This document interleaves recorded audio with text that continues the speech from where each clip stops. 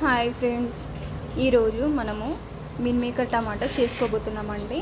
దానికి కావలసిన పదార్థాలు ముందుగా మిల్ మేకర్ అండ్ రుచికి సరిపడా కారం అండ్ సాల్ట్, జీలకర్ర, ఆవాలు, పచ్చిమిర్చి అండ్ ఆయిల్, టమాటో, ఆనియన్స్, కరివేపాకు, గార్నిషింగ్కి కొత్తిమీర అండి.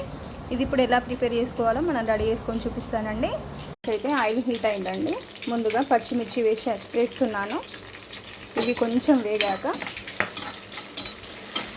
ఇందులోనే టమాటో అండ్ ఆనియన్స్ రెండు వేసుకోవాలండి.